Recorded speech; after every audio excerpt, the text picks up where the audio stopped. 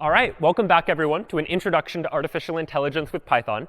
Now, last time we took a look at machine learning, a set of techniques that computers can use in order to take a set of data and learn some patterns inside of that data, learn how to perform a task, even if we, the programmers, didn't give the computer explicit instructions for how to perform that task. Today, we transition to one of the most popular techniques and tools within machine learning, that of neural networks.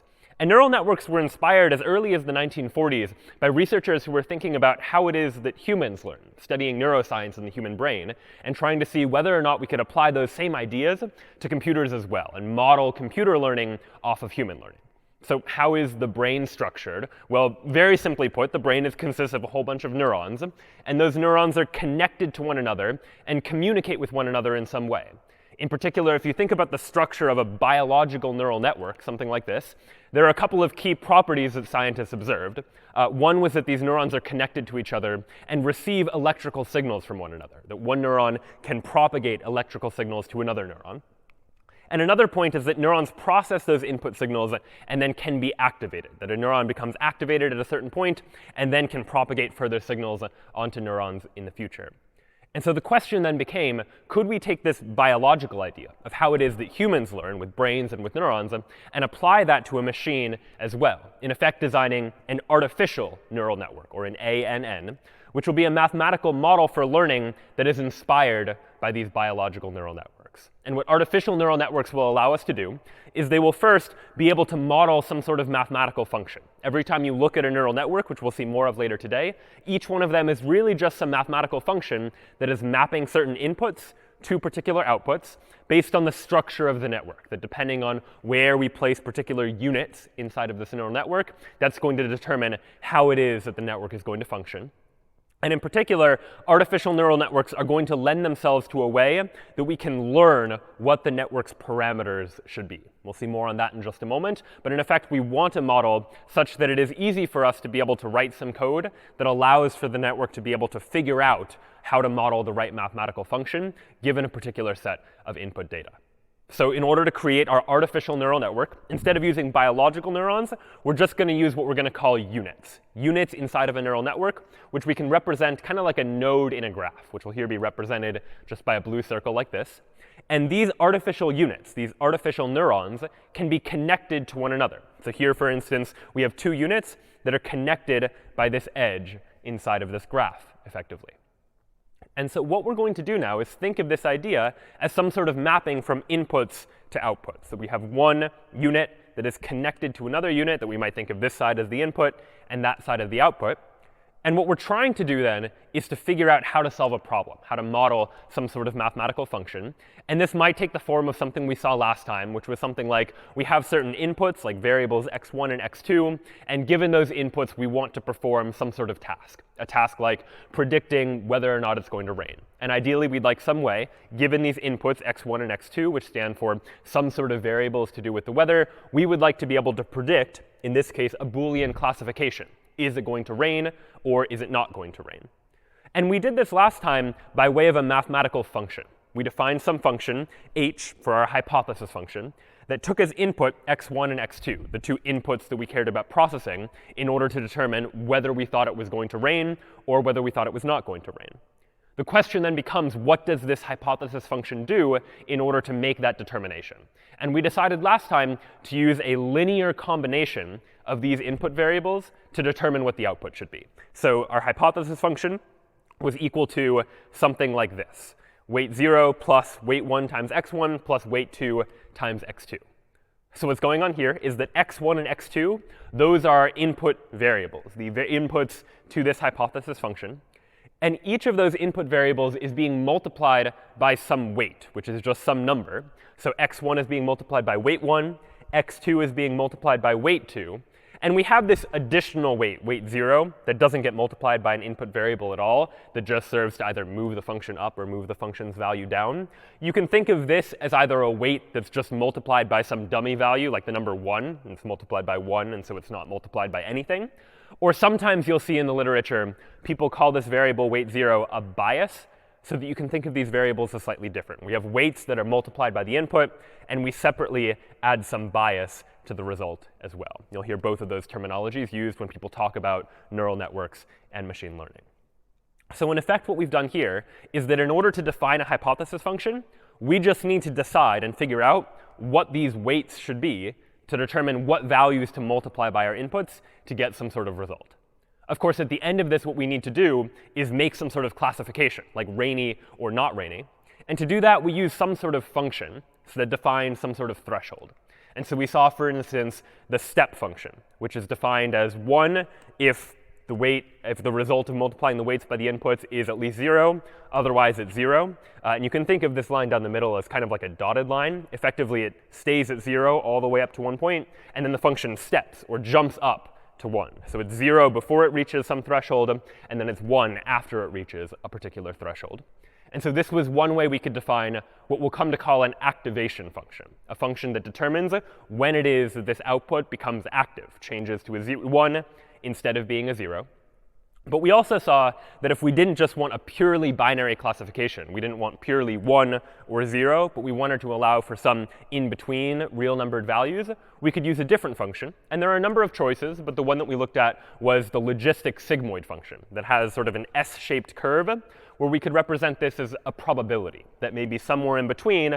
The probability of rain is something like 0.5. Maybe a little bit later, the probability of rain is 0.8. And so rather than just have a binary classification of 0 or 1, we could allow for numbers that are in between as well. And it turns out there are many other different types of activation functions, where an activation function just takes the output of multiplying the weights together and adding that bias, and then figuring out what the actual output should be. Another popular one is the rectified linear unit, otherwise known as ReLU. And the way that works is that it just takes its input and takes the maximum of that input and 0. So if it's positive, it remains unchanged. But if it's negative, it goes ahead and levels out at 0. And there are other activation functions that we could choose as well. But in short, each of these activation functions you can just think of as a function that gets applied to the result of all of this computation. We take some function g and apply it to the result of all of that calculation. And this then is what we saw last time, the way of defining some hypothesis function that takes in inputs, calculates some linear combination of those inputs, and then passes it through some sort of activation function to get our output.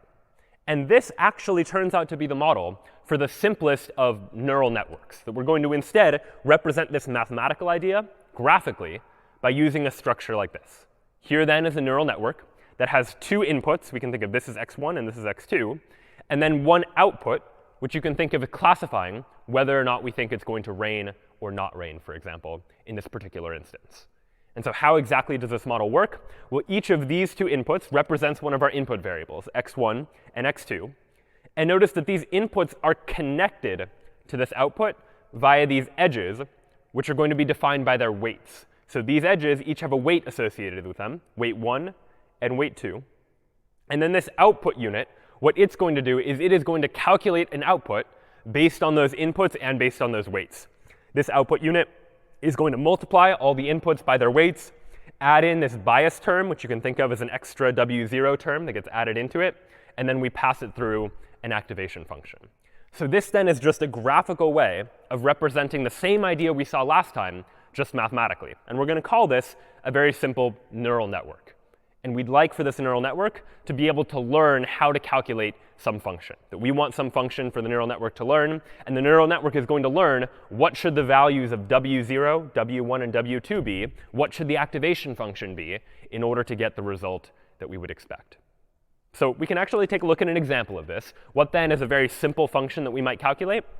Well, if we recall back from when we were looking at propositional logic, one of the simplest functions we looked at was something like the OR function, that takes 2 inputs, x and y, and outputs 1, otherwise known as true, if either one of the inputs or both of them are 1, and outputs a 0 if both of the inputs are 0 or false.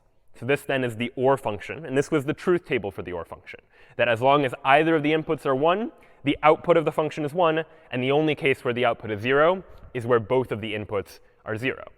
So the question is, how could we take this and train a neural network to be able to learn this particular function? What would those weights look like? Well, we could do something like this. Here's our neural network. And I'll propose that in order to calculate the OR function, we're going to use a value of 1 for each of the weights. And we'll use a bias of -1. And then we'll just use this step function as our activation function. How then does this work? Well, if I wanted to calculate something like 0 or 0, which we know to be 0, because false or false is false, then what are we going to do? Well, our output unit is going to calculate this input multiplied by the weight. 0 times 1, that's 0. Same thing here. 0 times 1, that's 0.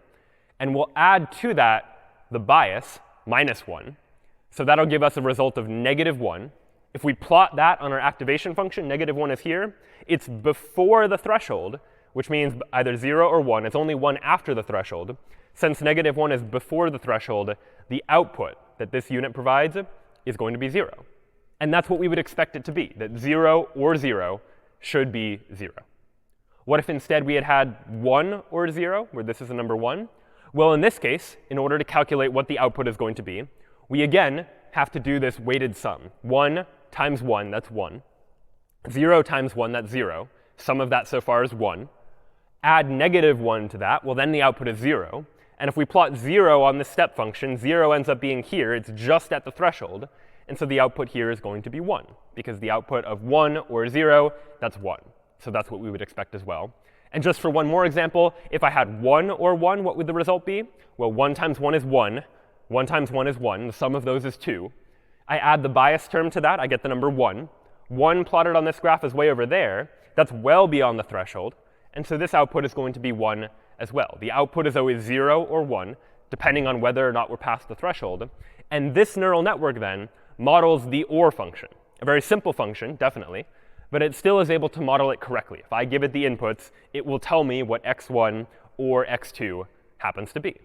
And you could imagine trying to do this for other functions as well. A function like the AND function, for instance, that takes two inputs and calculates whether both x and y are true. So if x is 1 and y is 1, then the output of x and y is 1. But in all the other cases, the output is 0. How could we model that inside of a neural network as well? Well, it turns out we could do it in the same way, except instead of -1 as the bias, we can use -2 as the bias instead. What does that end up looking like? Well, if I had 1 and 1, that should be 1, because 1 true and true is equal to true. Well, I take 1 times 1, that's 1. 1 times 1 is 1. I get a total sum of 2 so far. Now I add the bias of -2, and I get the value 0. And 0, when I plot it on the activation function, is just past that threshold, and so the output is going to be 1. But if I add any other input, for example, like 1 and 0, well, the weighted sum of these is 1 plus 0 is going to be 1. -2 is going to give us -1. And -1 is not past that threshold, and so the output is going to be 0. So those then are some very simple functions that we can model using a neural network that has 2 inputs and 1 output, where our goal is to be able to figure out what those weights should be in order to determine what the output should be. And you could imagine generalizing this to calculate more complex functions as well, that maybe given the humidity and the pressure, we want to calculate what's the probability that it's going to rain, for example. Or we might want to do a regression style problem. We're given some amount of advertising, and given what month it is maybe, we want to predict what our expected sales are going to be for that particular month. So you could imagine these inputs and outputs being different as well. And it turns out that in some problems, we're not just going to have 2 inputs. And the nice thing about these neural networks is that we can compose multiple units together, make our networks more complex just by adding more units into this particular neural network. So the network we've been looking at has 2 inputs and 1 output. But we could just as easily say, let's go ahead and have 3 inputs in there, or have even more inputs, where we could arbitrarily decide however many inputs there are to our problem, all going to be calculating some sort of output that we care about figuring out the value of. How then does the math work for figuring out that output? Well, it's going to work in a very similar way. In the case of 2 inputs, we had 2 weights indicated by these edges, and we multiplied the weights by the numbers, adding this bias term. And we'll do the same thing in the other cases as well. If I have 3 inputs, you'll imagine multiplying each of these 3 inputs by each of these weights. If I had 5 inputs instead, we're going to do the same thing. Here I'm saying sum up from 1 to 5, xi multiplied by weight I. So take each of the 5 input variables, multiply them by their corresponding weight, and then add the bias to that. So this would be a case where there are 5 inputs into this neural network, for example. But there could be more, arbitrarily many nodes that we want inside of this neural network, where each time we're just going to sum up all of those input variables multiplied by their weight, and then add the bias term at the very end. And so this allows us to be able to represent problems that have even more inputs just by growing the size of our neural network. Now, the next question we might ask is a question about how it is that we train these neural networks. In the case of the OR function and the AND function, they were simple enough functions that I could just tell you, like, here are what the weights should be, and you could probably reason through it yourself, what the weights should be in order to calculate the output that you want. But in general, with functions like predicting sales or predicting whether or not it's going to rain, these are much trickier functions to be able to figure out. We would like the computer to have some mechanism of calculating what it is that the weights should be, how it is to set the weights, so that our neural network is able to accurately model the function that we care about trying to estimate. And it turns out that the strategy for doing this, inspired by the domain of calculus, is a technique called gradient descent. And what gradient descent is, it is an algorithm for minimizing loss when you're training a neural network. And recall that loss refers to how bad our hypothesis function happens to be, that we can define certain loss functions, and we saw some examples of loss functions last time, that just give us a number for any particular hypothesis, saying how poorly does it model the data, how many examples does it get wrong, how are they worse or less bad as compared to other hypothesis functions that we might define. And this loss function is just a mathematical function. And when you have a mathematical function, in calculus what you could do is calculate something known as the gradient, which you can think of as like a slope. It's the direction the loss function is moving at any particular point. And what it's going to tell us is in which direction should we be moving these weights in order to minimize the amount of loss. And so generally speaking, we won't get into the calculus of it, but the high-level idea for gradient descent is going to look something like this. If we want to train a neural network, we'll go ahead and start just by choosing the weights randomly. Just pick random weights for all of the weights in the neural network. And then we'll use the input data that we have access to in order to train the network, in order to figure out what the weights should actually be. So we'll repeat this process again and again. The first step is we're going to calculate the gradient based on all of the data points. So we'll look at all the data and figure out what the gradient is at the place where we currently are for the current setting of the weights, which means in which direction should we move the weights in order to minimize the total amount of loss, in order to make our solution better. And once we've calculated that gradient, which direction we should move in the loss function, well, then we can just update those weights according to the gradient. Take a small step in the direction of those weights in order to try to make our solution a little bit better. And the size of the step that we take, that's going to vary, and you can choose that when you're training a particular neural network. But in short, the idea is going to be take all the data points, figure out based on those data points in what direction the weights should move, and then move the weights one small step in that direction. And if you repeat that process over and over again, adjusting the weights a little bit at a time based on all the data points, eventually you should end up with a pretty good solution to trying to solve this sort of problem. At least that's what we would hope to happen. Now, as you look at this algorithm, a good question to ask anytime you're analyzing an algorithm is, what is going to be the expensive part of doing the calculation? What's going to take a lot of work to try to figure out? What is going to be expensive to calculate? And in particular, in the case of gradient descent, the really expensive part is this all data points part right here. Having to take all of the data points and using all of those data points, figure out what the gradient is at this particular setting of all of the weights. Because odds are, in a big machine learning problem where you're trying to solve a big problem with a lot of data, you have a lot of data points in order to calculate. And figuring out the gradient based on all of those data points is going to be expensive. And you'll have to do it many times. So you'll likely repeat this process again and again and again, going through all the data points, taking one small step over and over as you try and figure out what the optimal setting of those weights happens to be.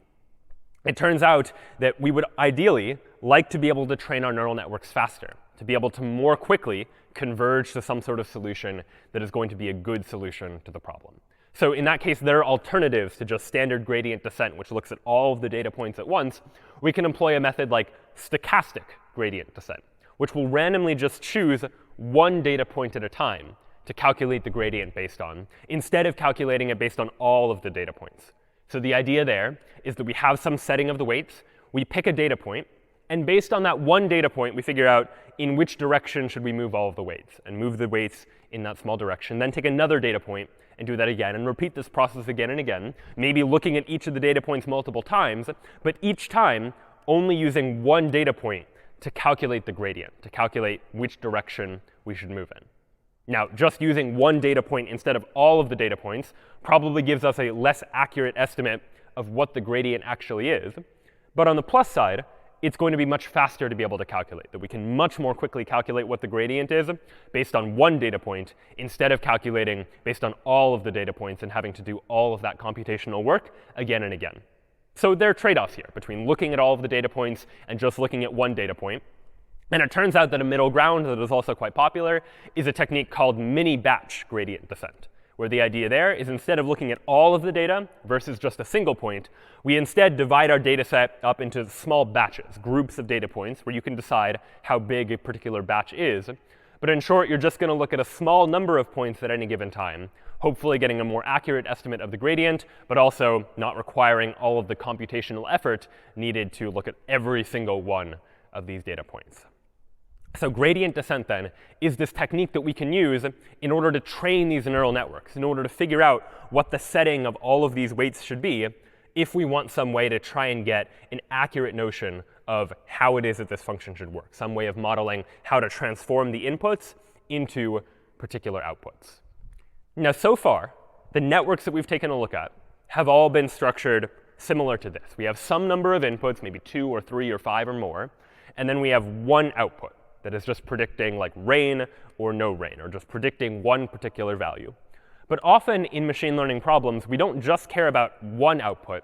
We might care about an output that has multiple different values associated with it.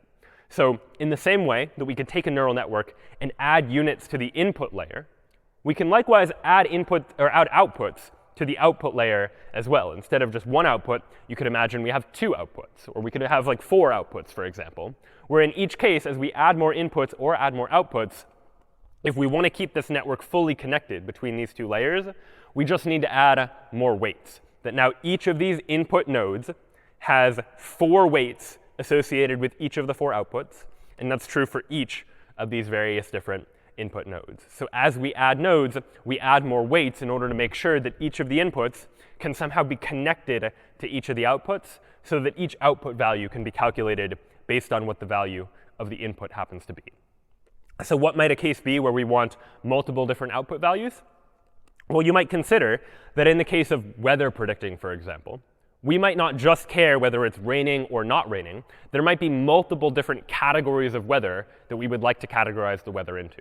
With just a single output variable, we can do a binary classification, like rain or no rain, for instance, 1 or 0. But it doesn't allow us to do much more than that. With multiple output variables, I might be able to use each one to predict something a little different. Maybe I want to categorize the weather into one of 4 different categories, something like, is it going to be raining or sunny or cloudy or snowy? And I now have 4 output variables that can be used to represent maybe the probability that it is rainy as opposed to sunny, as opposed to cloudy, or as opposed to snowy. How then would this neural network work? Well, we have some input variables that represent some data that we have collected about the weather.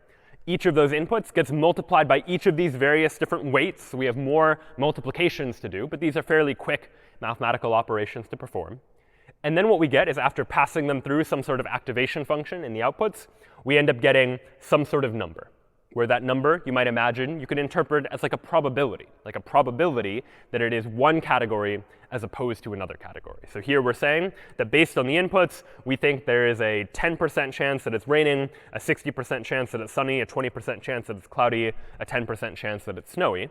And given that output, if these represent like a probability distribution, well, then you could just pick whichever one has the highest value, in this case sunny, and say that, well, most likely, we think that this categorization of inputs means that the output should be snowy, or it should be sunny, and that is what we would expect the weather to be in this particular instance.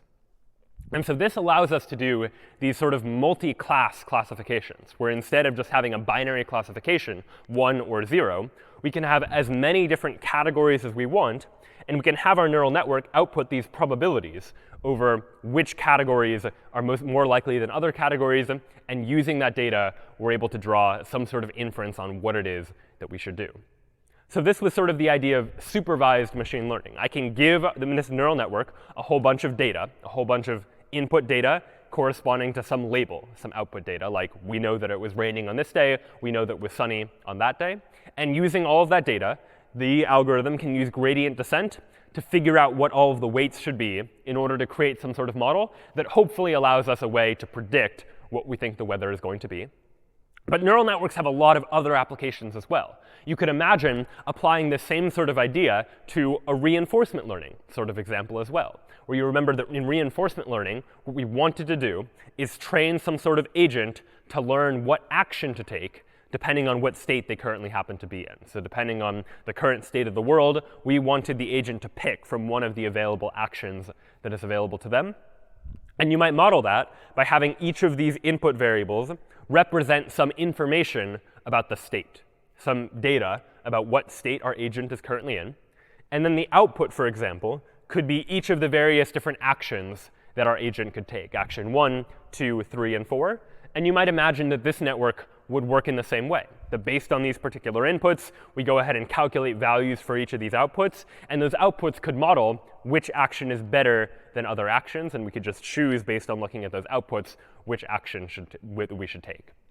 And so these neural networks are very broadly applicable, that all they're really doing is modeling some mathematical function. So anything that we can frame as a mathematical function, something like classifying inputs into various different categories, or figuring out based on some input state what action we should take, these are all mathematical functions that we could attempt to model by taking advantage of this neural network structure, and in particular, taking advantage of this technique, gradient descent, that we can use in order to figure out what the weights should be in order to do this sort of calculation.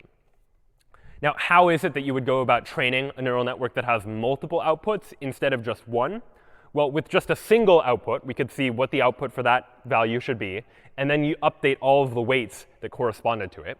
And when we have multiple outputs, at least in this particular case, we can really think of this as 4 separate neural networks. That really we just have one network here that has these 3 inputs corresponding with these 3 weights corresponding to this one output value. And the same thing is true for this output value. This output value effectively defines yet another neural network that has these same 3 inputs, but a different set of weights that correspond to this output. And likewise, this output has its own set of weights as well, and same thing for the 4th output too. And so if you wanted to train a neural network that had 4 outputs instead of just one, in this case, where the inputs are directly connected to the outputs, you could really think of this as just training 4 independent neural networks. We know what the outputs for each of these 4 should be based on our input data. And using that data, we can begin to figure out what all of these individual weights should be. And maybe there's an additional step at the end to make sure that we turn these values into a probability distribution such that we can interpret which one is better than another or more likely than another as a category or something like that. So this then seems like it does a pretty good job of taking inputs and trying to predict what outputs should be. And we'll see some real examples of this in just a moment as well. But it's important then to think about what the limitations of this sort of approach is, of just taking some linear combination of inputs and passing it into some sort of activation function. And it turns out that when we do this in the case of binary classification, of trying to predict, like, does it belong to one category or another, we can only predict things that are linearly separable, because we're taking a linear combination of inputs and using that to define some decision boundary or threshold. Then what we get is a situation where if we have this set of data, we can predict like a line that separates linearly the red points from the blue points. But a single unit that is making a binary classification, otherwise known as a perceptron, can't deal with a situation like this, where we've seen this type of situation before, where there is no straight line that just goes straight through the data that will divide the red points away from the blue points. It's a more complex decision boundary. The decision boundary somehow needs to capture the things inside of this circle, and there isn't really a line that will allow us to deal with that. So this is the limitation of the perceptron, these units that just make these binary decisions based on their inputs, that a single perceptron is only capable of learning a linearly separable decision boundary. All it can do is define a line. And sure, it can give us probabilities based on how close to that decision boundary we are, but it can only really decide based on a linear decision boundary.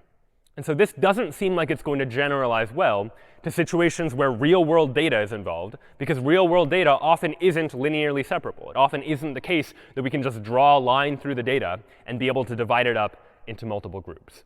So what then is the solution to this? Well, what was proposed was the idea of a multi-layer neural network. That so far, all of the neural networks we've seen have had a set of inputs and a set of outputs, and the inputs are connected to those outputs. But in a multi-layer neural network, this is going to be an artificial neural network that has an input layer still, it has an output layer, but also has one or more hidden layers in between, other layers of artificial neurons or units that are going to calculate their own values as well.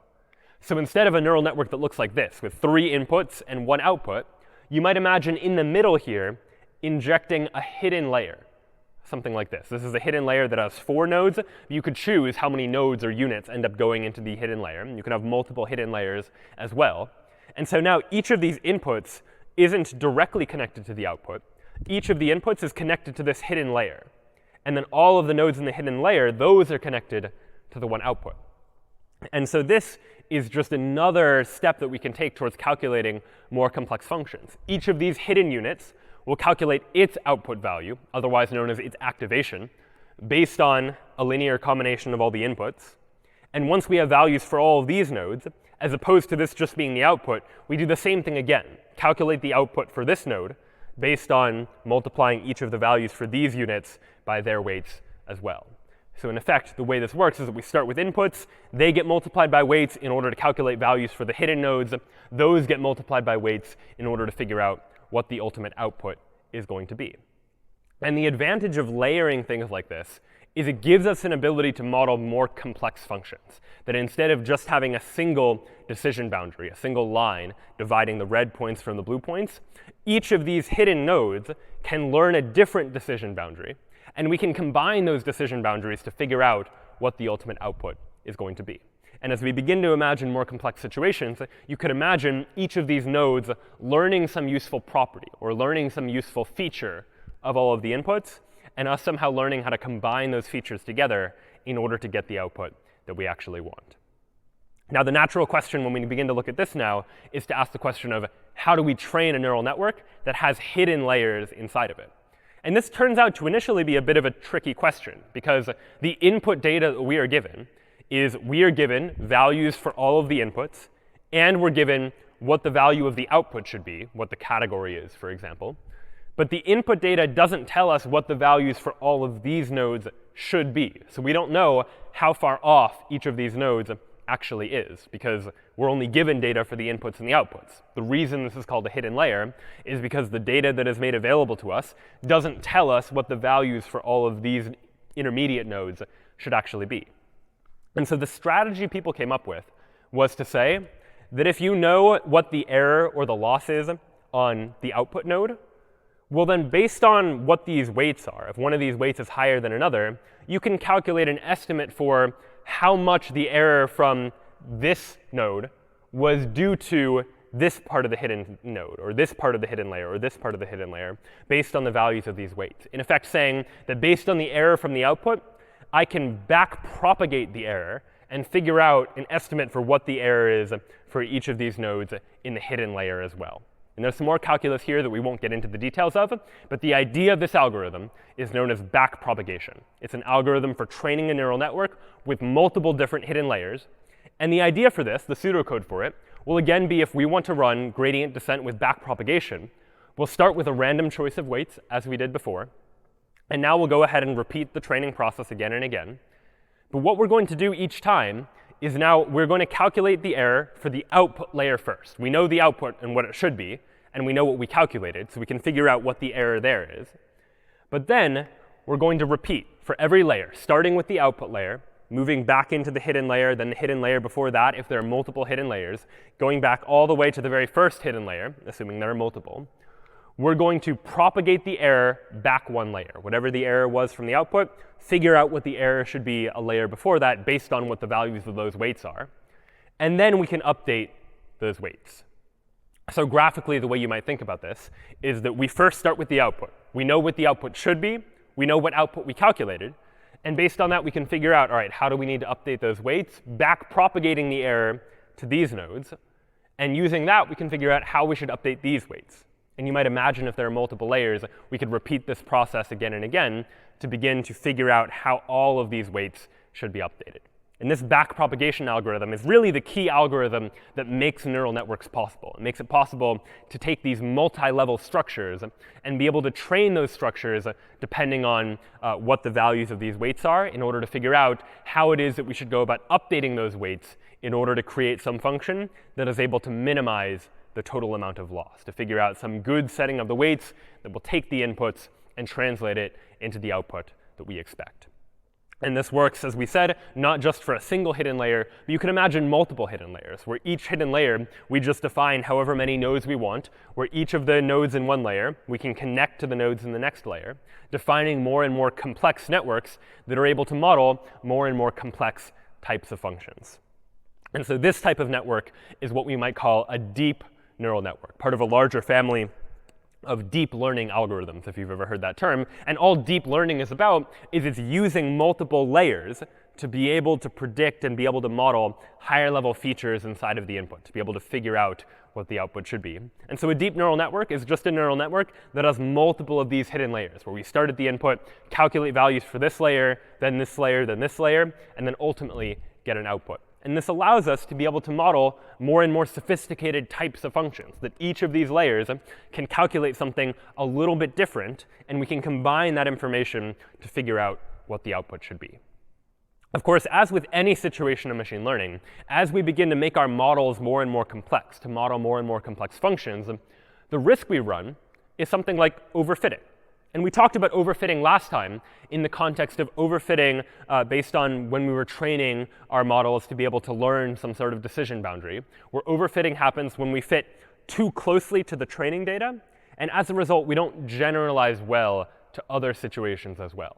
And one of the risks we run with a far more complex neural network that has many, many different nodes is that we might overfit based on the input data. We might grow over-reliant on certain nodes to calculate things just purely based on the input data that doesn't allow us to generalize very well to the output. And there are a number of strategies for dealing with overfitting. But one of the most popular in the context of neural networks is a technique known as dropout. And what dropout does is when we're training the neural network, what we'll do in dropout is temporarily remove units, temporarily remove these artificial neurons from our network, chosen at random. And the goal here is to prevent over-reliance on certain units. So what generally happens in overfitting is that we begin to over-rely on certain units inside the neural network to be able to tell us how to interpret the input data. What dropout will do is randomly remove some of these units in order to reduce the chance that we over-rely on certain units to make our neural network more robust, to be able to handle the situations even when we just drop out particular neurons entirely. So the way that might work is we have a network like this, and as we're training it, when we go about trying to update the weights the first time, we'll just randomly pick some percentage of the nodes to drop out of the network. It's as if those nodes aren't there at all. It's as if the weights associated with those nodes aren't there at all, and we'll train it this way. Then the next time we update the weights, we'll pick a different set and just go ahead and train that way. And then again, randomly choose and train with other nodes that have been dropped out as well. And the goal of that is that after the training process, if you train by dropping out random nodes inside of this neural network, you hopefully end up with a network that's a little bit more robust, that doesn't rely too heavily on any one particular node, but more generally learns how to approximate a function in general. So that then is a look at some of these techniques that we can use in order to implement a neural network, to get at the idea of taking this input, passing it through these various different layers in order to produce some sort of output. And what we'd like to do now is take those ideas and put them into code. And to do that, there are a number of different machine learning libraries, neural network libraries that we can use that allow us to get access to someone's implementation of backpropagation and all of these hidden layers. And one of the most popular, developed by Google, is known as TensorFlow, a library that we can use for quickly creating neural networks and modeling them and running them on some sample data to see what the output is going to be. And before we actually start writing code, we'll go ahead and take a look at TensorFlow's playground, which will be an opportunity for us just to play around with this idea of neural networks in different layers, just to get a sense for what it is that we can do by taking advantage of neural networks. So let's go ahead and go into TensorFlow's playground, which you can go to by visiting that URL from before. And what we're going to do now is we're going to try and learn the decision boundary for this particular output. I want to learn to separate the orange points from the blue points. And I'd like to learn some sort of setting of weights inside of a neural network that will be able to separate those from each other. The features we have access to, our input data, are the x value and the y value, so the two values along each of the two axes. And what I'll do now is I can set particular parameters, like what activation function I would like to use. And I'll just go ahead and press play and see what happens. And what happens here is that you'll see that just by using these two input features, the x value and the y value, with no hidden layers, just take the input, x and y values, and figure out what the decision boundary is, our neural network learns pretty quickly that in order to divide these 2 points, we should just use this line. This line acts as a decision boundary that separates this group of points from that group of points, and it does it very well. You can see up here what the loss is. The training loss is 0, meaning we were able to perfectly model separating these 2 points from each other inside of our training data. So this was a fairly simple case of trying to apply a neural network. Because the data is very clean, it's very nicely linearly separable, we could just draw a line that separates all of those points from each other. Let's now consider a more complex case. So I'll go ahead and pause the simulation, and we'll go ahead and look at this data set here. This data set is a little bit more complex now. In this data set, we still have blue and orange points that we'd like to separate from each other. But there's no single line that we can draw that is going to be able to figure out how to separate the blue from the orange, because the blue is located in these 2 quadrants and the orange is located here and here. It's a more complex function to be able to learn. So let's see what happens if we just try and predict, based on those inputs, the x and y coordinates, what the output should be. I'll press play. And what you'll notice is that we're not really able to draw much of a conclusion, that we're not able to very cleanly see how we should divide the orange points from the blue points. And you don't see a very clean separation there. So it seems like we don't have enough sophistication inside of our network to be able to model something that is that complex. We need a better model for this neural network. And I'll do that by adding a hidden layer. So now I have a hidden layer that has 2 neurons inside of it. So I have 2 inputs that then go to 2 neurons inside of a hidden layer that then go to our output. And now I'll press play. And what you'll notice here is that we're able to do slightly better. We're able to now say, all right, these points are definitely blue. These points are definitely orange. We're still struggling a little bit with these points up here, though. And what we can do is we can see for each of these hidden neurons, what is it exactly that these hidden neurons are doing? Each hidden neuron is learning its own decision boundary. And we can see what that boundary is. This first neuron is learning, all right, this line that seems to separate some of the blue points from the rest of the points. This other hidden neuron is learning another line that seems to be separating the orange points in the lower right from the rest of the points. So that's why we're able to sort of figure out these 2 areas in the bottom region. But we're still not able to perfectly classify all of the points. So let's go ahead and add another neuron. Now we've got 3 neurons inside of our hidden layer, and see what we're able to learn now. All right, well, now we seem to be doing a better job. By learning 3 different decision boundaries, which each of the 3 neurons inside of our hidden layer, we're able to much better figure out how to separate these blue points from the orange points. And you can see what each of these hidden neurons is learning. Each one is learning a slightly different decision boundary. And then we're combining those decision boundaries together to figure out what the overall output should be. And maybe we can try it one more time by adding a 4th neuron there and try learning that. And it seems like now we can do even better at trying to separate the blue points from the orange points. But we were only able to do this by adding a hidden layer, by adding some layer that is learning some other boundaries and combining those boundaries to determine the output. And the strength, the size and thickness of these lines indicate how high these weights are, how important each of these inputs is for making this sort of calculation. And we can do maybe one more simulation. Let's go ahead and try this on a data set that looks like this. Go ahead and get rid of the hidden layer. Here now we're trying to separate the blue points from the orange points, where all the blue points are located, again, inside of a circle effectively. So we're not going to be able to learn a line. Notice I press play, and we're really not able to draw any sort of classification at all, because there is no line that cleanly separates the blue points from the orange points. So let's try to solve this by introducing a hidden layer. I'll go ahead and press play. And all right, with 2 neurons in a hidden layer, we're able to do a little better, because we effectively learn 2 different decision boundaries. We learn this line here, and we learn this line on the right-hand side. And right now we're just saying, all right, well, if it's in between, we'll call it blue, and if it's outside, we'll call it orange. So not great, but certainly better than before, that we're learning one decision boundary and another. And based on those, we can figure out what the output should be. But let's now go ahead and add a third neuron and see what happens now. I go ahead and train it. And now, using 3 different decision boundaries that are learned by each of these hidden neurons, we're able to much more accurately model this distinction between blue points and orange points. We're able to figure out, maybe with these 3 decision boundaries, combining them together, you can imagine figuring out what the output should be and how to make that sort of classification. And so the goal here is just to get a sense for having more neurons in these hidden layers allows us to learn more structure in the data, allows us to figure out what the relevant and important decision boundaries are. And then using this backpropagation algorithm, we're able to figure out what the values of these weights should be in order to train this network to be able to classify one category of points away from another category of points instead. And this is ultimately what we're going to be trying to do whenever we're training a neural network. So let's go ahead and actually see an example of this. You'll recall from last time that we had this banknotes file that included information about counterfeit banknotes as opposed to authentic banknotes, where I had like 4 different values for each banknote, and then a categorization of whether that banknote is considered to be authentic or a counterfeit note. And what I wanted to do was, based on that input information, figure out some function that could calculate based on the input information what category it belonged to.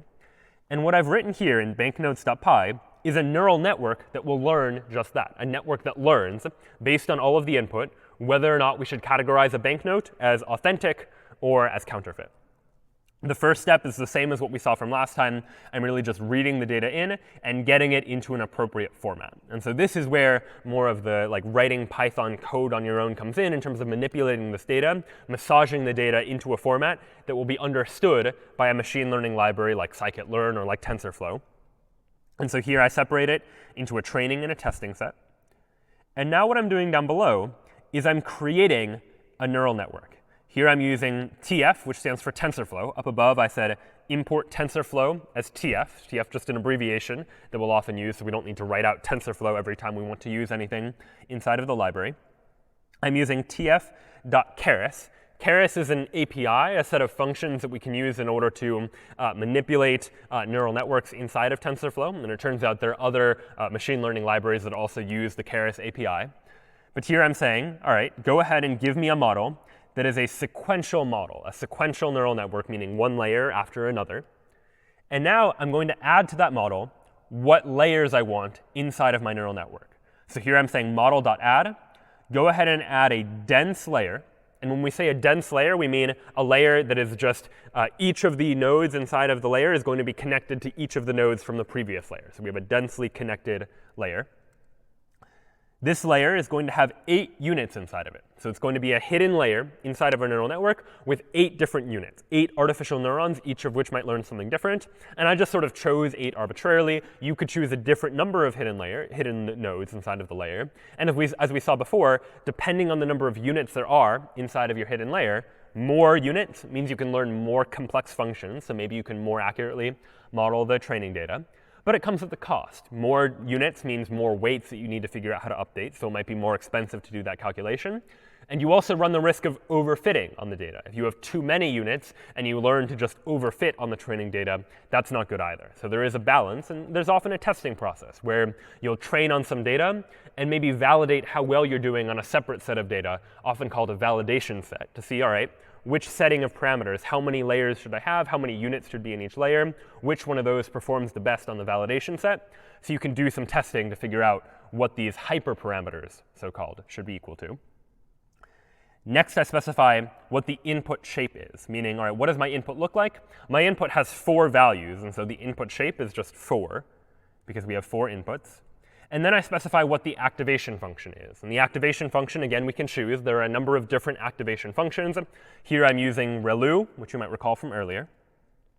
And then I'll add an output layer. So I have my hidden layer. Now I'm adding one more layer that will just have 1 unit, because all I want to do is predict something like counterfeit bill or authentic bill. So I just need a single unit. And the activation function I'm going to use here is that sigmoid activation function, which again was that S-shaped curve that just gave us like a probability of what is the probability that this is a counterfeit bill as opposed to an authentic bill. So that then is the structure of my neural network, a sequential neural network that has 1 hidden layer with 8 units inside of it. and then one output layer that just has a single unit inside of it. And I can choose how many units there are. I can choose the activation function. Then I'm going to compile this model. TensorFlow gives you a choice of how you would like to optimize the weights. There are various different algorithms for doing that. What type of loss function you want to use. Again, many different options for doing that.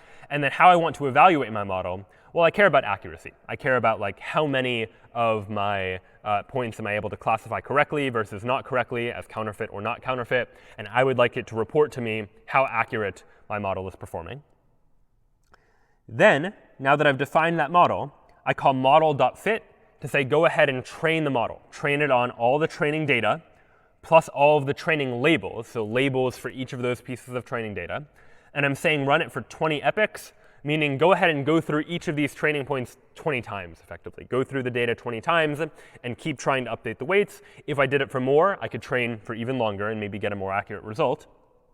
But then after I fitted on all the data, I'll go ahead and just test it. I'll evaluate my model using model.evaluate built into TensorFlow that is just going to tell me how well do I perform on the testing data. So ultimately, this is just going to give me some numbers that tell me how well we did in this particular case. So now what I'm going to do is go into banknotes and go ahead and run banknotes.py. And what's going to happen now is it's going to read in all of that training data. It's going to generate a neural network with all my inputs, my 8 hidden layers, or 8 hidden units inside my layer, and then an output unit. And now what it's doing is it's training. It's training 20 times. And each time you can see how my accuracy is increasing on my training data. It starts off the very first time not very accurate, though better than random, something like 79% of the time. It's able to accurately classify one bill from another. But as I keep training, notice this accuracy value improves and improves and improves until after I've trained through all the data points 20 times, it looks like my accuracy is above 99% on the training data. And here's where I tested it on a whole bunch of testing data. And it looks like in this case, I was also like 99.8% accurate. So just using that, I was able to generate a neural network that can detect counterfeit bills from authentic bills based on this input data 99.8% of the time, at least based on this particular testing data. And I might want to test it with more data as well, just to be confident about that. But this is really the value of using a machine learning library like TensorFlow. And there are others available for Python and other languages as well, that all I have to do is define the structure of the network and define the data that I'm going to pass into the network. And then TensorFlow runs the backpropagation algorithm for learning what all of those weights should be, for figuring out how to train this neural network to be able to accurately as possible, figure out what the output values should be there as well. And so this then was a look at what it is that neural networks can do just using these sequences of layer after layer after layer. And you can begin to imagine applying these to much more general problems. And one big problem in computing and artificial intelligence more generally is the problem of computer vision. Computer vision is all about computational methods for analyzing and understanding images. You might have pictures that you want the computer to figure out how to deal with, how to process those images, and figure out how to produce some sort of useful result out of this. You've seen this in the context of social media websites that are able to look at a photo that contains a whole bunch of faces, and it's able to figure out what's a picture of whom, and label those and tag them with appropriate people. This is becoming increasingly relevant as we begin to discuss self-driving cars. These cars now have cameras, and we would like for the computer to have some sort of algorithm that looks at the image and figures out like what color is the light, what cars are around us and in what direction, for example. And so computer vision is all about like taking an image and figuring out what sort of computation, what sort of calculation we can do with that image. It's also relevant in the context of something like handwriting recognition. This, what you're looking at, is an example of the MNIST dataset. It's a big dataset just of handwritten digits that we could use to ideally try and figure out how to predict, given someone's handwriting, given a photo of a digit that they have drawn, can you predict whether it's a 0, 1, 2, 3, 4, 5, 6, 7, 8, or 9, for example? So this sort of handwriting recognition is yet another task that we might want to use computer vision tasks and tools to be able to apply it towards. This might be a task that we might care about. So how then can we use neural networks to be able to solve a problem like this? Well, neural networks rely upon some sort of input where that input is just numerical data. We have a whole bunch of units where each one of them just represents some sort of number. And so in the context of something like handwriting recognition, or in the context of just an image, you might imagine that an image is really just a grid of pixels. grid of dots where each dot has some sort of color. And in the context of something like handwriting recognition, you might imagine that if you just fill in each of these dots in a particular way, you can generate like a 2 or an 8, for example, based on which dots happen to be shaded in and which dots are not. And we can represent each of these pixel values just using numbers. So for a particular pixel, for example, 0 might represent entirely black. Depending on how you're representing color, it's often common to represent color values on a 0 to 255 range so that you can represent a color using 8 bits for a particular value, like how much white is in the image. So 0 might represent all black. 255 might represent entirely white as a pixel. And somewhere in between might represent some shade of gray, for example. But you might imagine not just having a single slider that determines how much white is in the image, but if you had a color image, you might imagine 3 different numerical values, a red, green, and blue value, where the red value controls how much red is in the image. We have one value for controlling how much green is in the pixel, and one value for how much blue is in the pixel as well. And depending on how it is that you set these values of red, green, and blue, you can get a different color. And so any pixel can really be represented, in this case, by 3 numerical values, a red value, a green value, and a blue value. And if you take a whole bunch of these pixels, assemble them together inside of a grid of pixels, then you really just have a whole bunch of numerical values that you can use in order to perform some sort of prediction task. And so what you might imagine doing is using the same techniques we talked about before, just design a neural network with a lot of inputs. That for each of the pixels, we might have 1 or 3 different inputs in the case of a color image, a different input that is just connected to a deep neural network, for example. And this deep neural network might take all of the pixels inside of the image of like what digit a person drew, and the output might be like 10 neurons that classify it as a 0 or a 1 or a 2 or a 3, or just tells us in some way what that digit happens to be. Now, there are a couple of drawbacks to this approach. The first drawback to the approach is just the size of this input array, that we have a whole bunch of inputs. If we have a big image that has a lot of different channels, we're looking at a lot of inputs and therefore a lot of weights that we have to calculate. And a second problem is the fact that by flattening everything into just this structure of all the pixels, we've lost access to a lot of the information about the structure of the image that's relevant. That really, when a person looks at an image, they're looking at particular features of that image. They're looking at curves. They're looking at shapes. They're looking at what things can you identify in different regions of the image, and maybe put those things together in order to get a better picture of what the overall image is about. And by just turning it into pixel values for each of the pixels, sure, you might be able to learn that structure, but it might be challenging in order to do so. It might be helpful to take advantage of the fact that you can use properties of the image itself, the fact that it's structured in a particular way, to be able to improve the way that we learn based on that image too. So in order to figure out how we can train our neural networks to better be able to deal with images, we'll introduce a couple of ideas, a couple of algorithms that we can apply that allow us to take the image and extract some useful information out of that image. And the first idea we'll introduce is the notion of image convolution. And what image convolution is all about is it's about filtering an image, sort of extracting useful or relevant features out of the image. And the way we do that is by applying a particular filter that basically adds the value for every pixel with the values for all of the neighboring pixels to it, according to some sort of kernel matrix, which we'll see in a moment, is going to allow us to weight these pixels in various different ways. And the goal of image convolution, then, is to extract some sort of interesting or useful features out of an image, to be able to take a pixel and, based on its neighboring pixels, maybe predict some sort of valuable information. Something like taking a pixel and looking at its neighboring pixels, you might be able to predict whether or not there's some sort of curve inside the image, or whether it's forming the outline of a particular line or a shape, for example. And that might be useful if you're trying to use all of these various different features to combine them to say something meaningful about an image as a whole. So how then does image convolution work? Well, we start with a kernel matrix. And the kernel matrix looks something like this. And the idea of this is that given a pixel, that will be the middle pixel, we're going to multiply each of the neighboring pixels by these values in order to get some sort of result by summing up all the numbers together. So if I take this kernel, which you can think of as like a filter that I'm going to apply to the image, and let's say that I take this image. This is a 4x4 image. We'll think of it as just a black and white image where each one is just a single pixel value. So somewhere between 0 and 255, for example. So we have a whole bunch of individual pixel values like this. And what I'd like to do is apply this kernel, this filter, so to speak, to this image. And the way I'll do that is, all right, the kernel is 3 by 3. You can imagine a 5 by 5 kernel or a larger kernel too. And I'll take it and just first apply it to the first 3 by 3 section of the image.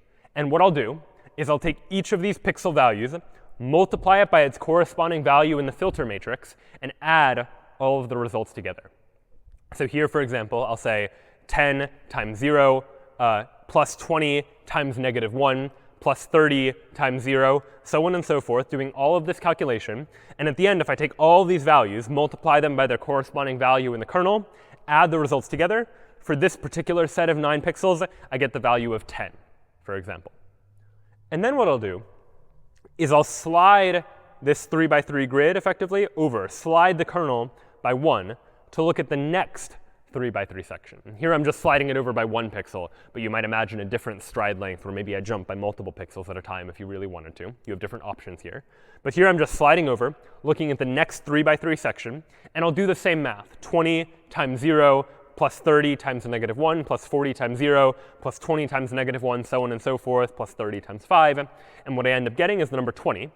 Then you can imagine shifting over to this one, doing the same thing, calculating like the number 40, for example, and then doing the same thing here and calculating a value there as well.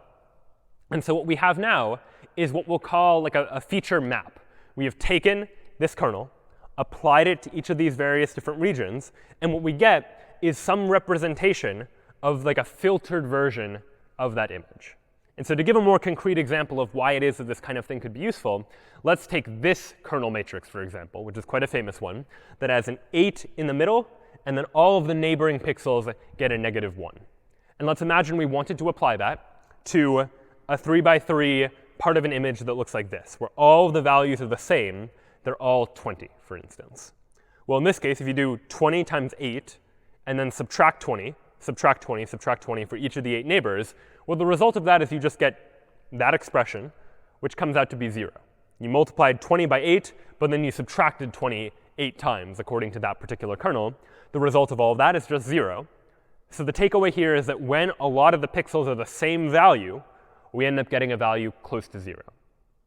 If, though, we had something like this, 20s along this first row, then 50s in the second row, and 50s in the third row, well, then when you do this same kind of math, 20 times -1, 20 times -1, so on and so forth, then I get a higher value, a value like 90 in this particular case. And so the more general idea here is that by applying this kernel, -1s, 8 in the middle, and then -1s, what I get is when this middle value is very different from the neighboring values, like 50 is greater than these 20s, then you'll end up with a value higher than 0. Like if this number is higher than its neighbors, you end up getting a bigger output. But if this value is the same as all of its neighbors, then you get a lower output, something like 0. And it turns out that this sort of filter can therefore be used in something like detecting edges in an image. If I want to detect like the boundaries between various different objects inside of an image, I might use a filter like this, which is able to tell whether the value of this pixel is different from the values of the neighboring pixels, if it's like greater than the values of the pixels that happen to surround it. And so we can use this in terms of image filtering. And so I'll show you an example of that. I have here in filter.py a file that uses Python's image library, or PIL, to do some image filtering. I go ahead and open an image, and then all I'm going to do is apply a kernel to that image. It's going to be a 3 by 3 kernel, same kind of kernel we saw before. And here is the kernel.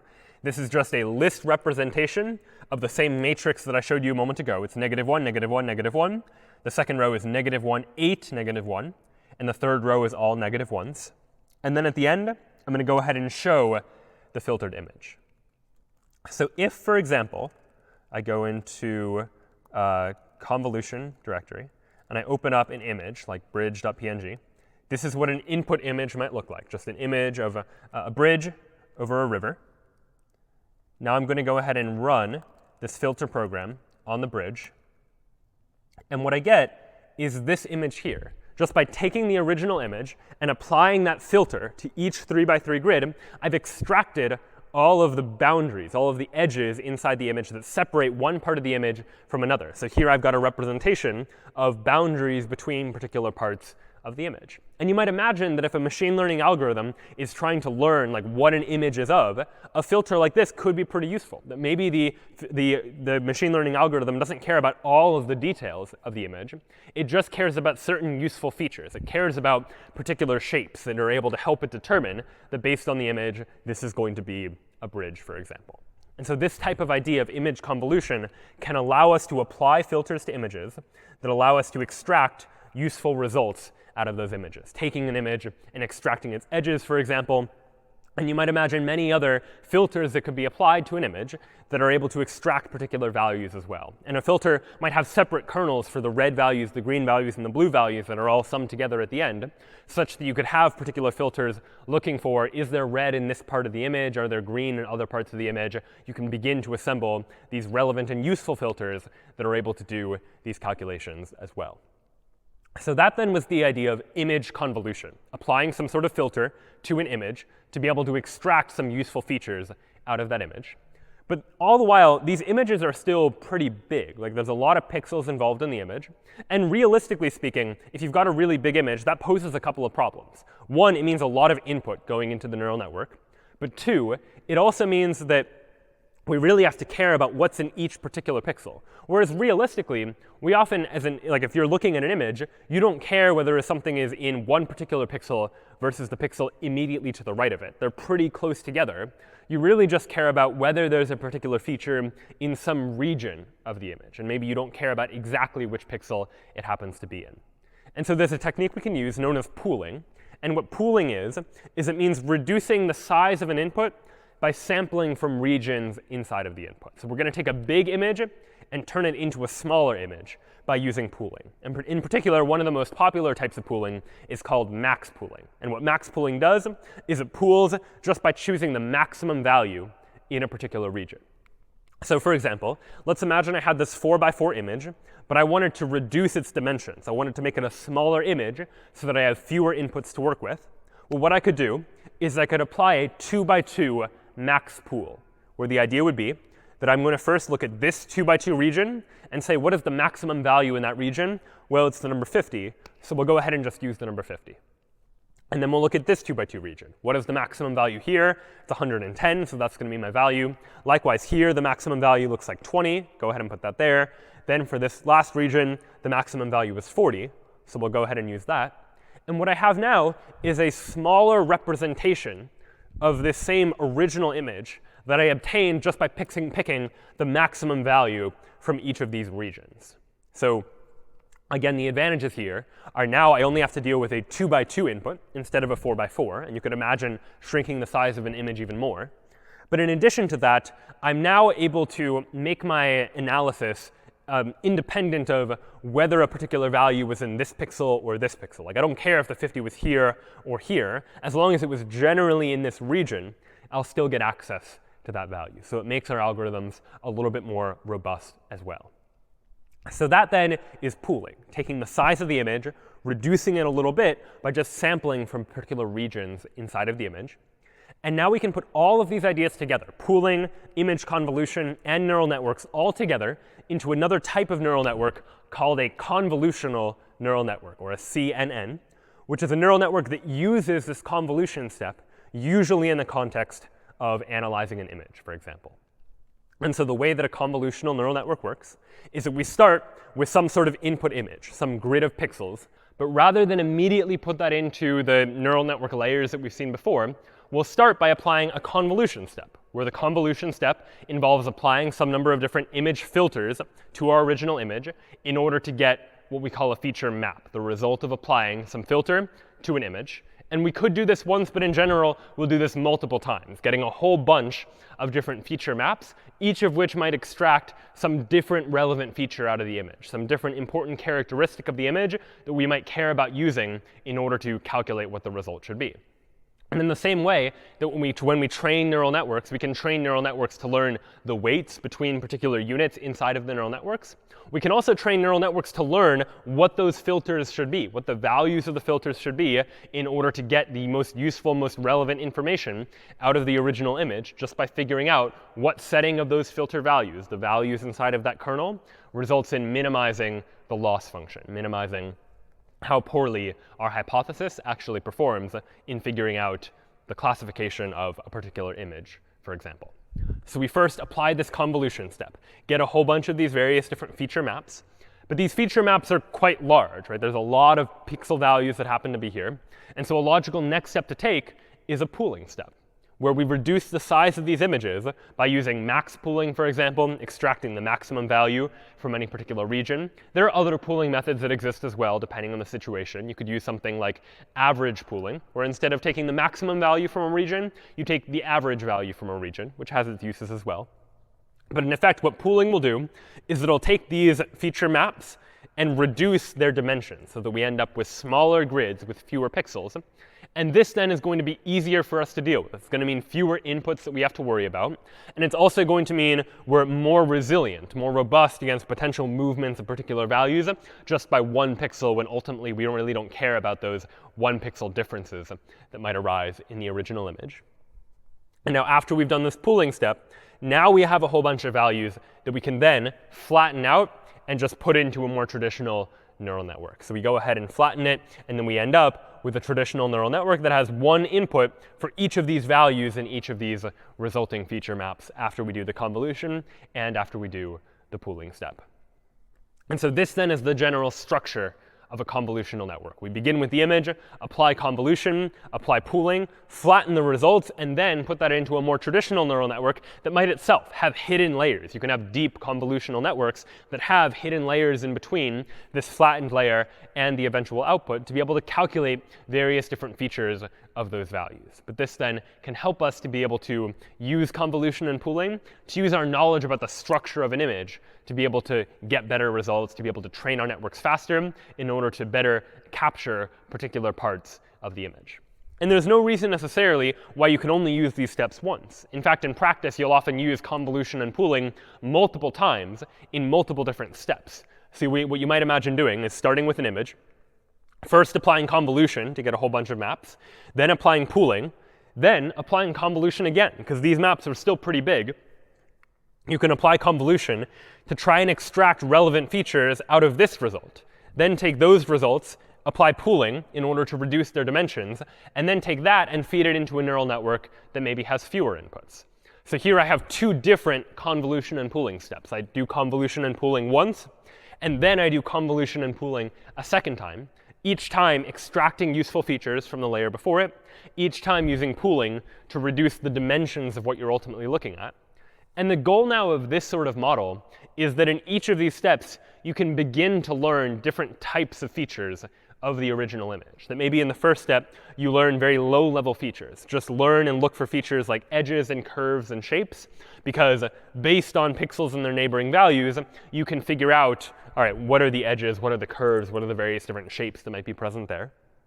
But then, once you have a mapping that just represents where the edges and curves and shapes happen to be, you could imagine applying the same sort of process again to begin to look for higher level features, look for objects, maybe look for people's eyes and facial recognition, for example. Maybe look for more complex shapes like the curves on a particular number if you're trying to recognize a digit in a handwriting recognition sort of scenario. And then after all of that, now that you have these results that represent these higher level features, you can pass them into a neural network, which is really just a deep neural network that looks like this, where you might imagine making a binary classification or classifying into multiple categories or performing various different tasks on this sort of model.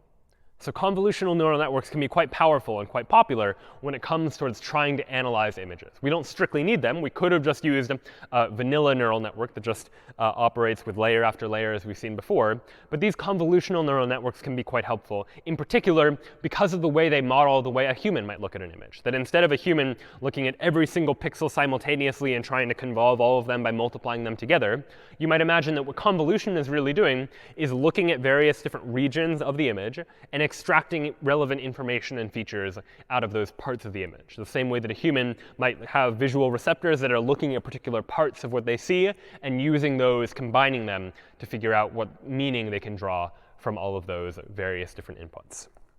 And so you might imagine applying this to a situation like handwriting recognition. So we'll go ahead and see an example of that now, where I'll go ahead and open up handwriting.py.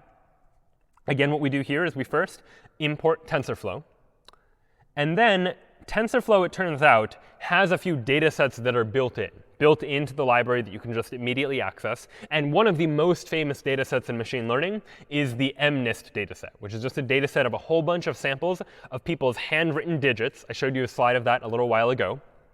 And what we can do is just immediately access that data set, which is built into the library, so that if I want to do something like train on a whole bunch of handwritten digits, I can just use the data set that is provided to me. Of course, if I had my own data set of handwritten images, I can apply the same idea.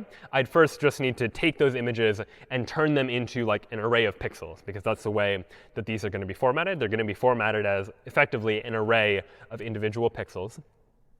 Now there's a bit of reshaping I need to do, just turning the data into a format that I can put into my convolutional neural network. So this is doing things like taking all the values and dividing them by 255. If you remember, these color values tend to range from 0 to 255. So I can divide them by 255 just to put them into 0 to 1 range, which might be a little bit easier to train on. And then doing various other modifications to the data just to get it into a nice, usable format. But here's the interesting and important part.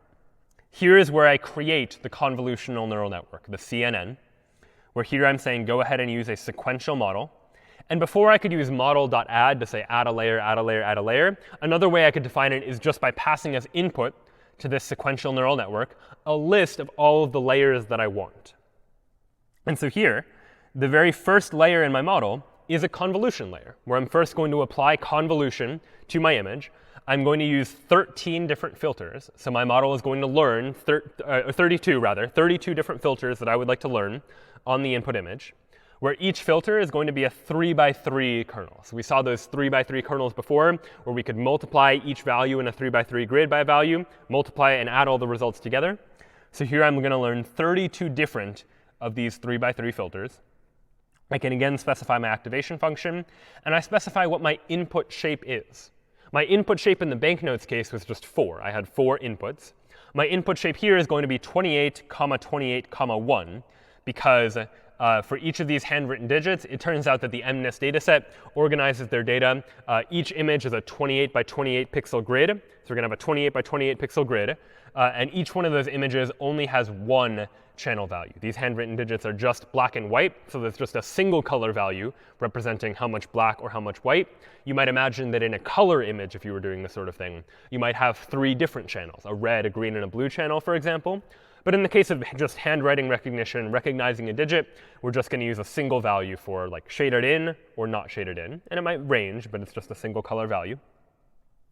And that then is the very first layer of our neural network, a convolutional layer that will take the input and learn a whole bunch of different filters that we can apply to the input to extract meaningful features. Next step is going to be a max pooling layer, also built right into TensorFlow, where this is going to be a layer that is going to use a pool size of 2 by 2, meaning we're going to look at 2 by 2 regions inside of the image and just extract the maximum value. Again, we've seen why this can be helpful. It'll help to reduce the size of our input. Once we've done that, we'll go ahead and flatten all of the units just into a single layer that we can then pass into the rest of the neural network. And now, here's the rest of the neural network. Here I'm saying, let's add a hidden layer to my neural network with 128 units, so a whole bunch of hidden units inside of the hidden layer. And just to prevent overfitting, I can add a dropout to that. Say, you know what, when you're training, randomly drop out half of the nodes from this hidden layer, just to make sure we don't become over-reliant on any particular node. We begin to really generalize and stop ourselves from overfitting. So TensorFlow allows us, just by adding a single line, to add dropout into our model as well, such that when it's training, it will perform this dropout step in order to help make sure that we don't overfit on this particular data. And then finally, I add an output layer. The output layer is going to have 10 units, one for each category that I would like to classify digits into, so 0 through 9, 10 different categories. And the activation function I'm going to use here is called the softmax activation function. And in short, what the softmax activation function is going to do is it's going to take the output and turn it into a probability distribution. So ultimately, it's going to tell me, like, what did we estimate the probability is that this is a 2 versus a 3 versus a 4. And so it will turn it into that probability distribution for me. Next up, I'll go ahead and compile my model and fit it on all of my training data. And then I can evaluate how well the neural network performs. And then I've added to my Python program, if I've provided a command line argument, like the name of a file, I'm going to go ahead and save the model to a file. And so this can be quite useful too. Once you've done the training step, which could take some time in terms of taking all the time, going through the data, running back propagation with gradient descent to be able to say, all right, how should we adjust the weights of this particular model? You end up calculating values for these weights, calculating values for these filters. You'd like to remember that information so you can use it later. And so TensorFlow allows us to just save a model to a file, such that later, if we want to use the model we've learned, use the weights that we've learned to make some sort of new prediction, we can just use the model that already exists. So what we're doing here is after we've done all the calculation, we go ahead and save the model to a file such that we can use it a little bit later. So for example, if I go into digits, I'm going to run handwriting.py. I won't save it this time. We'll just run it and go ahead and see what happens. What will happen is we need to go through the model in order to train on all of these samples of handwritten digits. So the MNIST data set gives us thousands and thousands of sample handwritten digits in this same format that we can use in order to train. And so now what you're seeing is this training process. And unlike the banknotes case where there was much fewer data points, the data was very, very simple, here this data is more complex, and this training process takes time.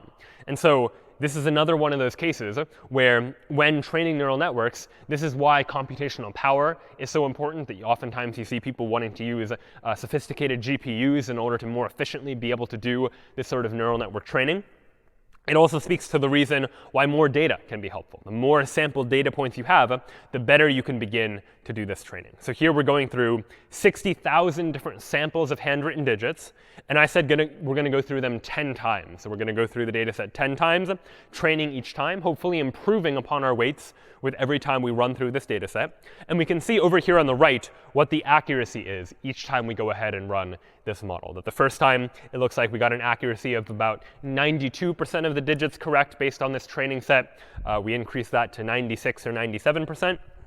And every time we run this, we're going to see, hopefully, the accuracy improve as we continue to try and use that gradient descent, that process of trying to run the algorithm to minimize the loss that we get in order to more accurately predict what the output should be.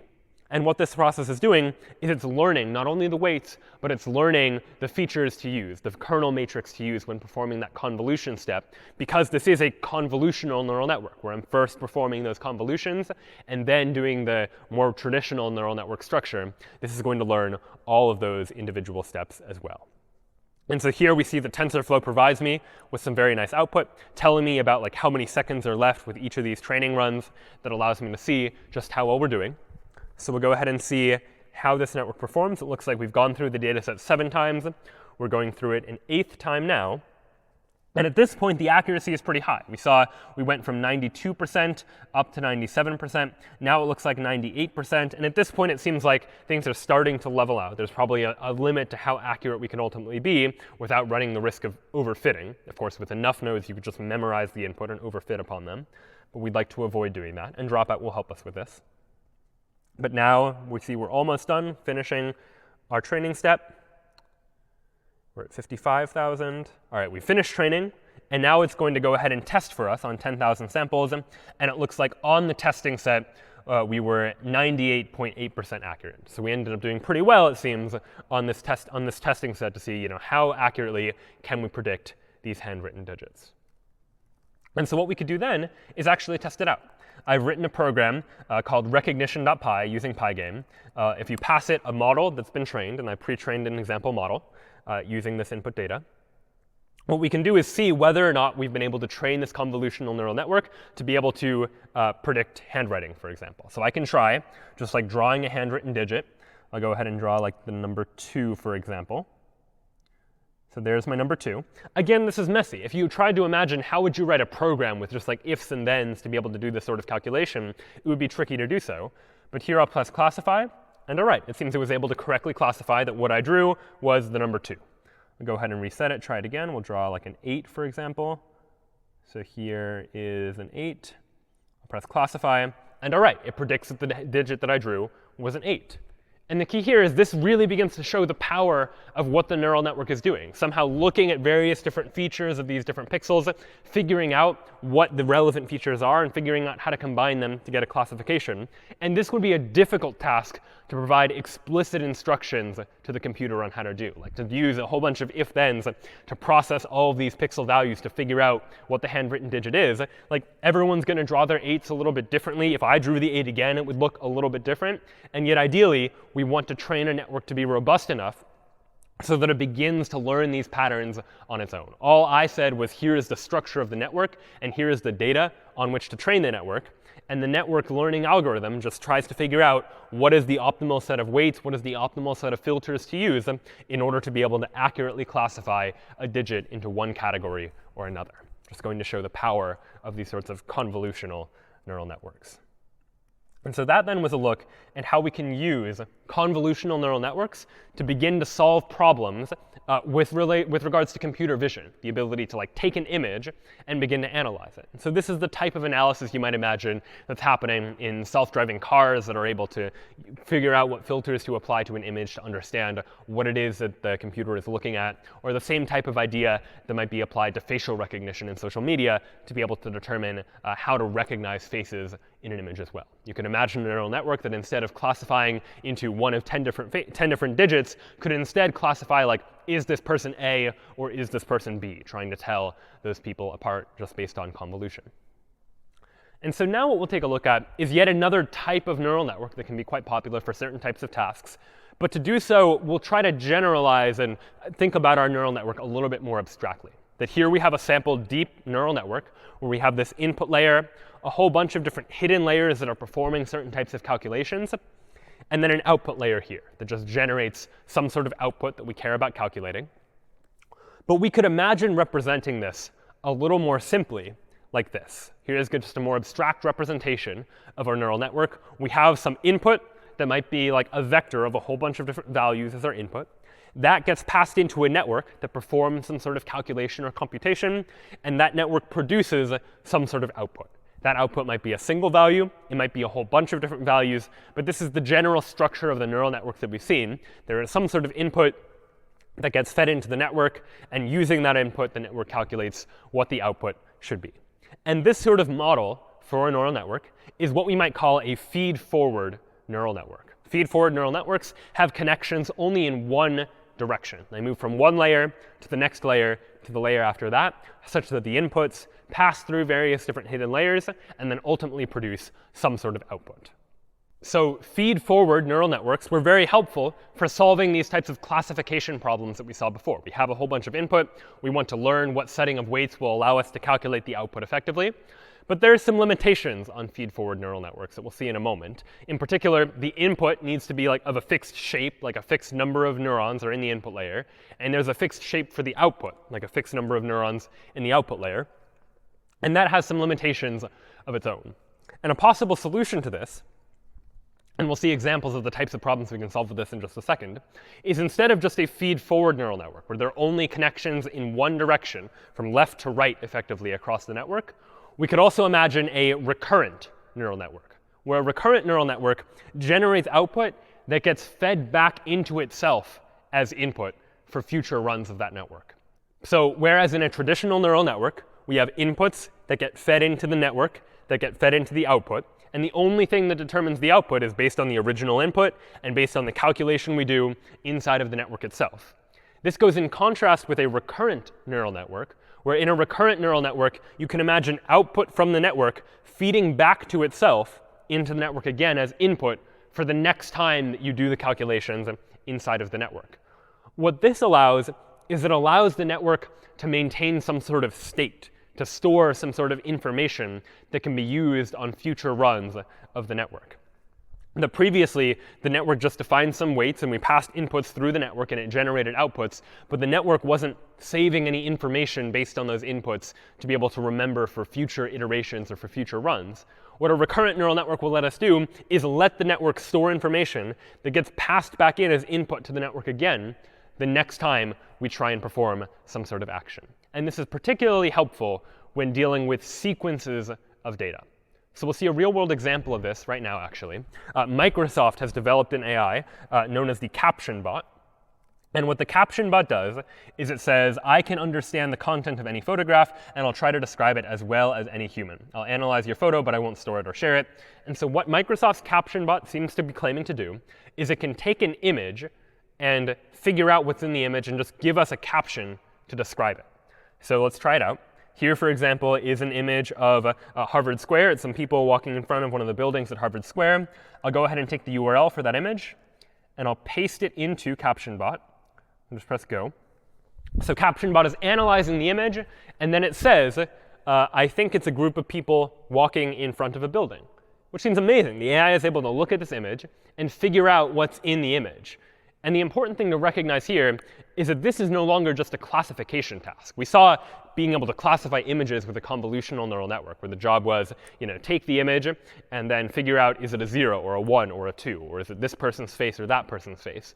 What seems to be happening here is the input is an image, and we know how to get networks to take input as images. But the output is text, like it's a sentence, it's a phrase, like a group of people walking in front of a building. And this would seem to pose a challenge for our more traditional feed-forward neural networks, for the reason being that in traditional neural networks, we just have a fixed size input and a fixed size output. There are a certain number of neurons in the input to our neural network, and a certain number of outputs for our neural network, and then some calculation that goes on in between. But the size of the inputs, the number of values in the input, and the number of values in the output, those are always going to be fixed based on the structure of the neural network. And that makes it difficult to imagine how a neural network could take an image like this and say, it's a group of people walking in front of the building, because the output is text, like it's a sequence of words. Now, it might be possible for a neural network to output like one word. One word you could represent as like a vector of values, and you can imagine ways of doing that. Next time, we'll talk a little bit more about AI as it relates to language and language processing. But a sequence of words is much more challenging, because depending on the image, you might imagine the output is a different number of words. We could have sequences of different lengths, and somehow we still want to be able to generate the appropriate output. And so the strategy here is to use a recurrent neural network, a neural network that can feed its own output back into itself as input for the next time. And this allows us to do what we call a one-to-many relationship for inputs to outputs. That in vanilla, more traditional neural networks, these are what we might consider to be one-to-one neural networks. You pass in one set of values as input, you get one vector of values as the output. But in this case, we want to pass in one value as input, the image, and we want to get a sequence, many values as output, where each value is like one of these words that gets produced by this particular algorithm. And so the way we might do this is we might imagine starting by providing input, the image, into our neural network. And the neural network is going to generate output, but the output is not going to be the whole sequence of words, because we can't represent the whole sequence of words using just a fixed set of neurons. Instead, the output is just going to be the first word. We're going to train the network to output what the first word of the caption should be. And you could imagine that Microsoft has trained this by running a whole bunch of training samples through the AI, giving it a whole bunch of pictures and what the appropriate caption was, and having the AI begin to learn from that. But now, because the network generates output that can be fed back into itself, you could imagine the output of the network being fed back into the same network. This here looks like a separate network, but it's really the same network that's just getting different input. That this network's output gets fed back into itself, but it's going to generate another output. And that other output is going to be like the second word in the caption. And this recurrent neural network then is this network is going to generate other output that can be fed back into itself to generate yet another word, fed back into itself to generate another word. And so recurrent neural networks allow us to represent this sort of one-to-many structure. You provide one image as input, and the neural network can pass data into the next run of the network, and then again and again, such that you could run the network multiple times, each time generating a different output, still based on that original input. And this is where recurrent neural networks become particularly useful when dealing with sequences of inputs or outputs. And my output is a sequence of words, and since I can't very easily represent outputting an entire sequence of words, I'll instead output that sequence one word at a time by allowing my network to pass information about what still needs to be said about the photo into the next stage of running the network. So you could run the network multiple times, the same network with the same weights, just getting different input each time. First, getting input from the image, and then getting input from the network itself as additional information about what additionally needs to be given in a particular caption, for example. So this then is a one-to-many relationship inside of a recurrent neural network. But it turns out there are other models that we can use, other ways we can try and use recurrent neural networks to be able to represent data that might be stored in other forms as well. We saw how we could use neural networks in order to analyze images in the context of convolutional neural networks that take an image, figure out various different properties of the image, and are able to draw some sort of conclusion based on that. But you might imagine that something like YouTube, they need to be able to do a lot of learning based on video. They need to look through videos to detect if there are like copyright violations, or they need to be able to look through videos to maybe identify what particular items are inside of the video, for example. And video, you might imagine, is much more difficult to put in as input to a neural network, because whereas an image, you could just treat each pixel as a different value, videos are sequences. They're sequences of images, and each sequence might be of different length. And so it might be challenging to represent that entire video as a single vector of values that you could pass in to a neural network. And so here, too, recurrent neural networks can be a valuable solution for trying to solve this type of problem. That instead of just passing in a single input into our neural network, we could pass in the input like one frame at a time, you might imagine. First, taking the first frame of the video, passing it into the network, and then maybe not having the network output anything at all yet. Let it take in another input, and this time pass it into the network, but the network gets information from the last time we provided an input into the network. Then we pass in a third input and then a fourth input, where each time what the network gets is it gets the most recent input, like each frame of the video, but it also gets information the network processed from all of the previous iterations. So on frame number 4, you end up getting the input for frame number 4, plus information the network has calculated from the first 3 frames. And using all of that data combined, this recurrent neural network can begin to learn how to extract patterns from a sequence of data as well. And so you might imagine if you want to classify a video into a number of different genres, like an educational video or a music video or different types of videos, that's a classification task where you want to take as input each of the frames of the video, and you want to output something like what it is, what category that it happens to belong to. And you can imagine doing this sort of thing, this sort of many-to-one learning, anytime your input is a sequence. And so input is a sequence in the context of video. It could be in the context of like if someone has typed a message and you want to be able to categorize that message. Like if you're trying to take a movie review and trying to classify it as, is it a positive review or a negative review? That input is a sequence of words. And the output is a classification, positive or negative. There, too, a recurrent neural network might be helpful for analyzing sequences of words. And they're quite popular when it comes to dealing with language. Could even be used for spoken language as well. That spoken language is, an audio waveform that can be segmented into distinct chunks, and each of those could be passed in as an input into a recurrent neural network to be able to classify someone's voice, for instance. If you want to do voice recognition to say, is this one person or is this another? Here are also cases where you might want this many-to-one architecture for a recurrent neural network. And then as one final problem, just to take a look at in terms of what we can do with these sorts of networks, imagine what like Google Translate is doing. So what Google Translate is doing is it's taking some text written in one language and converting it into text written in some other language, for example, where now this input is a sequence of data. It's a sequence of words. And the output is a sequence of words as well. It's also a sequence. So here we want effectively like a many-to-many relationship. Our input is a sequence, and our output is a sequence as well. And it's not quite going to work to just say, like, take each word in the input and translate it into a word in the output. Because ultimately, different languages put their words in different orders, and maybe one language uses 2 words for something, whereas another language only uses 1. So we really want some way to take this information, this input, encode it somehow, and use that encoding to generate what the output ultimately should be. And this has been one of the big advancements in automated translation technology, is the ability to use the neural networks to do this instead of older, more traditional methods. And this has improved accuracy dramatically. And the way you might imagine doing this is, again, using a recurrent neural network with multiple inputs and multiple outputs. We start by passing in all the input. Input goes into the network. Another input, like another word, goes into the network. And we do this multiple times, like once for each word in the input that I'm trying to translate. And only after all of that is done does the network now start to generate output, like the first word of the translated sentence, and the next word of the translated sentence, so on and so forth, where each time the network passes information to itself by allowing for this model of giving some sort of state from one run in the network to the next run, assembling information about all the inputs, and then passing in information about which part of the output in order to generate next. And there are a number of different types of these sorts of recurrent neural networks. One of the most popular is known as the long short-term memory neural network, otherwise known as LSTM. But in general, these types of networks can be very, very powerful whenever we're dealing with sequences, whether those are sequences of images or especially sequences of words when it comes towards dealing with natural language. And so that then were just some of the different types of neural networks that can be used to do all sorts of different computations. And these are incredibly versatile tools that can be applied to a number of different domains.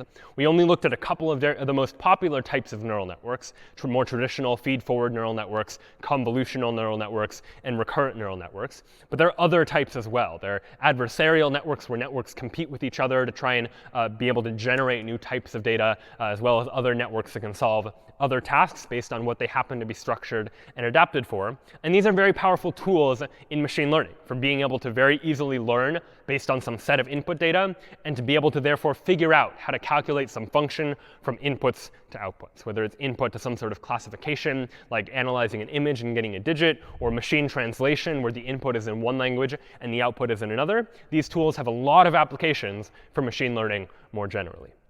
Next time, we'll look at machine learning and AI in particular in the context of natural language. We talked a little bit about this today, but looking at how it is that our AI can begin to understand natural language and can begin to be able to analyze and do useful tasks with regards to human language, which turns out to be a challenging and interesting task. So we'll see you next time.